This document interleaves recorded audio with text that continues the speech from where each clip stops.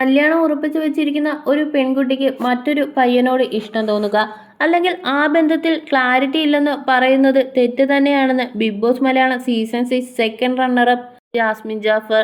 എൻ്റെ ഭാഗത്തു നിന്നും അത്തരമൊരു തെറ്റ് വന്നു എന്നത് ഞാൻ അംഗീകരിക്കുന്നുണ്ടെന്ന് ജാസ്മിൻ പറയുന്നു. പിന്നെ ഈ പറയുന്നതിൽ ഒരു തിരുത്തുണ്ട്. ഞങ്ങളുടെ കല്യാണ നിശ്ചയമൊന്നും കഴിഞ്ഞിട്ടുണ്ടായിരുന്നില്ല. പെണ്ണുകാണൽ നടന്നിരുന്നു. അതോടൊപ്പം തന്നെ ബിഗ് ബോസ് കഴിഞ്ഞതിന് ശേഷം കാര്യങ്ങൾ ആലോചിച്ച് തീയതി നോക്കാമെന്ന് പറഞ്ഞിരുന്നു.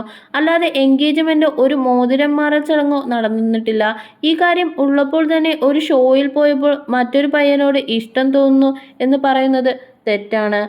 പുറത്തുനിന്ന് കാണുന്ന വ്യക്തി ഞാനായിരുന്നെങ്കിൽ എൻ്റെ കണ്ണിൽ അത് തെറ്റ് തന്നെയാണ്. ഒരിക്കലും അതിനെ ന്യായീകരിക്കുന്നില്ല. അവിടുത്തെ സാഹചര്യങ്ങൾ എന്നെ അതിലേക്ക് എത്തിക്കുകയായിരുന്നു. ഞാൻ കൺഫ്യൂസ്ഡ് ആയിപ്പോയി എന്നുള്ളത് ഒരു സത്യമാണെന്നും ജാസ്മിൻ കൂട്ടിച്ചേർത്തു.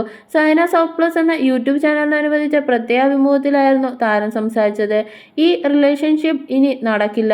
ആ പയ്യൻ ഒരുപാട് സ്ട്രഗിൾ ചെയ്തു എന്ന് പറയുന്നതിന് ഞാൻ റെസ്പെക്റ്റ് ചെയ്യുന്നു. തുറന്ന് പറയുകയാണെങ്കിൽ ആ ഷോ പല രീതിയിലാണ് എന്നെ കാണിച്ചിട്ടുള്ളത്.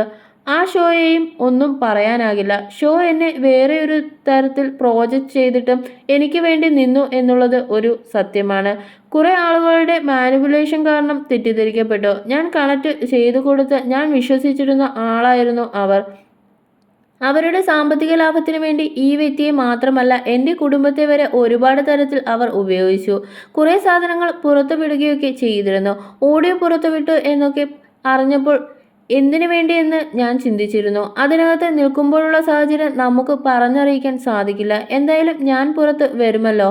അപ്പോൾ കാല് പിടിച്ച് സോറി പറയാനും ഞാൻ തയ്യാറായിരുന്നു. എന്നാൽ നമ്മളെ വലിച്ചു കീറാൻ ഇട്ടുകൊടുത്തു എന്നുള്ളതാണ്. അത്രയ്ക്കൊന്നും ഞാൻ ചെയ്തിട്ടില്ലെന്ന് ജാസ്മിൻ പറയുന്നു. ഒരു പരിധി കഴിഞ്ഞപ്പോൾ അവരുടെ സ്ട്രഗിളിനെ ഞാൻ അംഗീകരിക്കപ്പെടുന്നു എന്നതിനപ്പുറം തന്നെ ഒരു പരിധി കഴിഞ്ഞപ്പോൾ ചെയ്തത് അംഗീകരിക്കാൻ കഴിയത്തുമില്ല. പേഴ്സണൽ ചാറ്റ് ഉൾപ്പെടെ പുറത്തുവിട്ടത് അതിൽ പെടുന്നു. വന്നിരുന്നത് പച്ച നുണ വിളിച്ചു പറയുകയായിരുന്നു. ടെഡി ബിയർ വാങ്ങിത്തന്നത് നീയാണെന്ന് പറയണോ എന്ന് എൻ്റെ പാപ്പ അവനോട് ചോദിച്ചിരുന്നു. അവൻ പറഞ്ഞത് കൊണ്ടാണ് ആ പുള്ളിയോട് പേര് പാപ്പ വ്യക്തമാക്കിയത്. പേര് പറഞ്ഞതുകൊണ്ട് ആരെങ്കിലും എന്തെങ്കിലും സൈബർ അറ്റാക്ക് ചെയ്തുവെന്ന് വെച്ച് പുള്ളിയത് മൊത്തത്തിൽ തിരുത്തി പറഞ്ഞു. ഞാനങ്ങനെ പറഞ്ഞിട്ടില്ല. എൻ്റെ പേര് വലിച്ചിഴക്കരുത്. ഞങ്ങളുടെ ഫോട്ടോ ഫ്രെയിം ചെയ്ത് ബിഗ് ബോസിലേക്ക് കൊണ്ടുപോകാൻ തന്നയാളാണ്. പുള്ളിയുടെ കൂടെ ഇടപെടൽ കാരണമാണ് ഇത് ഇത്ര കത്തിയതെന്നും ജാസ്മിൻ കൂട്ടിച്ചേർത്തു.